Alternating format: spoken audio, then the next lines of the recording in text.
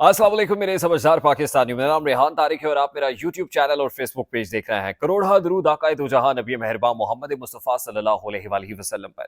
इस और इस उम्मीद के साथ इस व्लॉग का आगाज करते हैं कि अल्लाह रब्बुल इज्जत इस मुल्क के फैसला साजों के दिलों में समझदार पाकिस्तानियों के लिए नरमी पैदा कर दे। Chairman joint chiefs of staff committee general Sahir Shamshad Mirza बरतानिया में जो यूनाइटेड सर्विसेज इंस्टीट्यूट लंदन है उससे बराह रास्त एक तकरीब से खिताब भी किया है। और तकरीब से खिताब में क्या कहा है, वाकिफान हाल क्या बता रहे हैं, इस व्लॉग में आगे चल के, और पर्टिकुलरली बांग्लादेश से मुताल्लिक क्या बात हो रही है।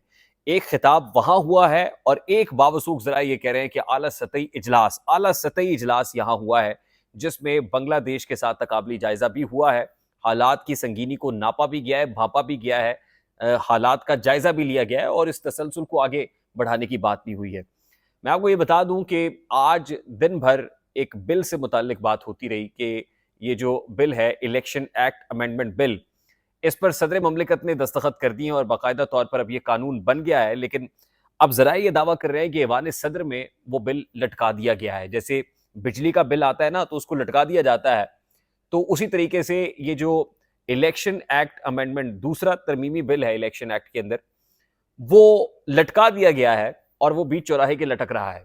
और जरा ये दावा कर रहे हैं कि अभी तक सदर ममलिकत आसिफ जरदारी ने उस पर दस्तखत नहीं किए। ये ब्रेकिंग न्यूज है कि आसिफ जरदारी साहब ने उस बिल के ऊपर दस्तखत नहीं किए, यानी जरदारी साहब ने फिर फड्डा डाल दिया है, फड्डा पै गया है। और उसकी वजह ये बताई जा रही है और तौजीह पूछने वालों को ये बयान की जा रही है। वैसे तो आपको पता है कि जाहिर है, जब काबीना मंजूरी दे देती है, वजीर आजम के दस्तखत हो जाते हैं, तो फिर सदर ममलिकत का जो जो कार्रवाई है उनकी वो रस्मी सी होती है, रस्मी सी कार्रवाई होती है। उसके बाद अल्टीमेटली उस बिल को पास हो ही जाना होता है, वो बिल की शक्ल इख्तियार कर ही जाता है। लेकिन सदर ममलिकत और पीपल्स पार्टी पोज करने की कोशिश कर रहे हैं कि शायद पीपल्स पार्टी इस कानून साजी में साथ नहीं है। सदर ममलिकत की जानिब से जो लीगल माइंड्स हैं, जरा ये दावा कर रहे हैं कि जो कानूनी टीम है, कानूनी माहिरीन है, उनको बुला लिया गया है और उनके साथ कंसल्टेशन से मशरूत कर दिया गया है कि जब तक उनसे कोई मुशावरत नहीं हो जाती तब तक इस बिल पर दस्तखत नहीं होंगे। ऐसा नहीं है कि आया और फौरी तौर पर दस्तखत किया और जारी कर दिया, ऐसा नहीं होगा। तो इसका मतलब और मकसद आप समझ लीजिए कि पीपल्स पार्टी फिर रंग में भंग डालने के लिए तैयार है, ये बताने के लिए तैयार है कि भाई इतनी आसानी से हम नहीं करेंगे, जो हमारे पास आया है जरा बैठो, रुको, सब्र करो, उसके बाद ही मामलात को आगे बढ़ाया जाएगा। तो ये बड़ा इंपॉर्टेंट इशू है as far as the government is concern, कि गवर्नमेंट के जो एलाइज हैं वो ये बता रहे हैं कि सब कुछ जो है वो रावी चैन ही चैन नहीं लिख रहा, सारी चीजें इतनी आसान नहीं है। दूसरी बात यह है कि कायमा कमेटी जो सेनेट की है बराए तालीम, उसमें बुशरा अंजुम साहिबा बताई जा रही हैं।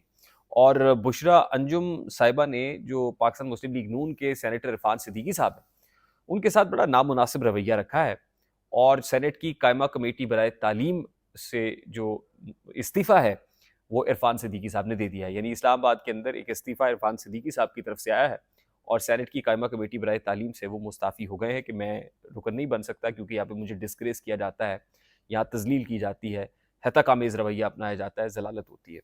अच्छा, अब मैं आता हूँ ज़रा chairman joint chiefs of staff committee general Sahir Shamshad Mirza के खिताब पर। आज ही chief of the army staff का खिताब भी हुआ, वज़ीर आज़म का खिताब भी हुआ और आज ही chairman joint chiefs of staff committee का खिताब भी हुआ। यूनाइटेड सर्विसेज इंस्टीट्यूट लंदन की आप समझ लीजिए कि royal United institute services institute London है, वहाँ पे जनरल साहिर शमशाद मिर्जा थे और उन्होंने वहाँ पर सहाफ़ियों से बात भी की। ये जानकर मुझे हैरानी हुई कि बड़े डाउन टू अर्थ आदमी है, सहाफ़ियों से रुक के बात कर रहे हैं, चाय का कप पकड़ा हुआ है और गुफ्तगू भी चल रही, कॉन्वर्सेशन, और बड़े खुले दिल से जवाब भी दिया जा रहा है।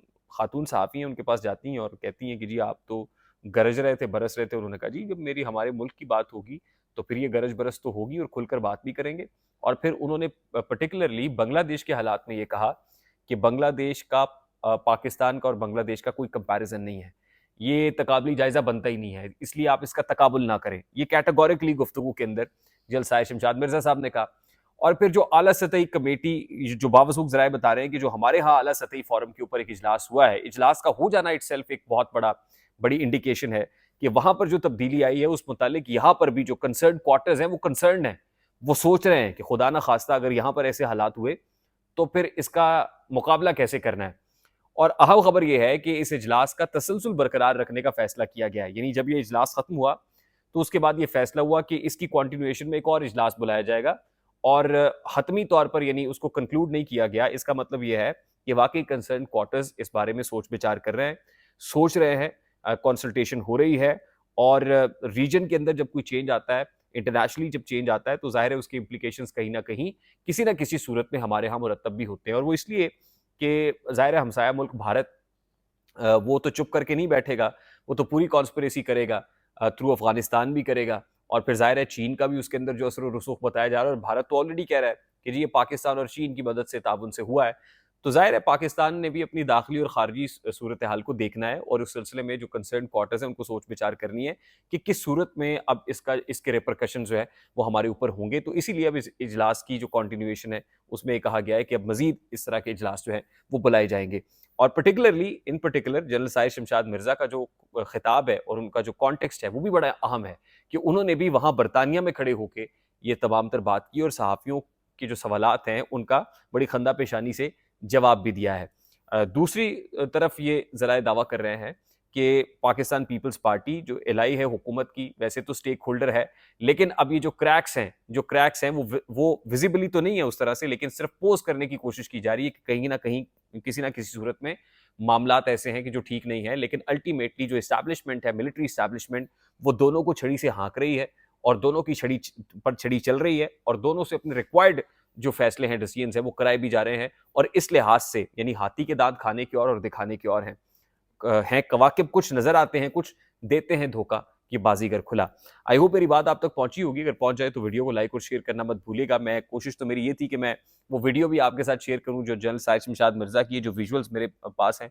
मैं कोशिश करूँगा कि at the end of this video उसको पेस्ट कर सकूँ और आपको दिखा सकूँ कि वो चाय की प्याली लेके गुफ्तगू करते हुए फिर किस तरह खड़े हुए हैं और सहाफ़ियों की गुफ्तगू का जवाब भी दे रहे हैं और फिर इम्पॉर्टेंट इसलिए भी है ना कि आज यहाँ पाकिस्तान के अंदर भी तलबा की जानिब से एक प्रेस कॉन्फ्रेंस हुई है नेशनल प्रेस क्लब के अंदर और पाकिस्तानी स्टूडेंट्स भी कहीं न कहीं जो है वो कोशिश ज़रूर कर रहे हैं कि कोई ना कोई ऐसी मूव हो सके, मोबिलाइज़ेशन हो सके, मोबिलाइज़ेशन कमेटी बन सके जैसी बांग्लादेश के अंदर बनी। लेकिन यकीनन बात जनरल साहब की ठीक है कि पाकिस्तान और बांग्लादेश का तकाबुल इन हालात के अंदर नहीं किया जा सकता। तो मैं at the end of this video मैं सिर्फ वो विजुअल्स आपके साथ शेयर कर लेता हूँ, जनरल साहिर शमशाद मिर्ज़ा के कि उसमें क्या देखा गया है और किस अंदाज में उन्होंने सहाफ़ियों से कॉन्वर्सेशन की है। आप वीडियो देखिए, मुझे इजाज़त दीजिए। इसको लाइक और शेयर करना इसलिए मत भूलिएगा कि इससे हमारा मैसेज तक पहुँचता है। बेल आइकन ज़रूर प्रेस कर दीजिएगा और फिर जो हमारा नया चैनल है हमारे इसी चैनल के फ्रंट पेज के ऊपर हमने लिंक कर दिया है, उस पे ज़रूर जाइएगा और उस पे अपनी मोहब्बत का इज़हार उसको लाइक करके, उसको सब्सक्राइब करके और बेल आइकन प्रेस करके ज़रूर कीजिएगा। रेहान दारी को इजाज़त दीजिए। अपना बहुत सारा ख्याल रखिएगा। अस्सलाम वालेकुम।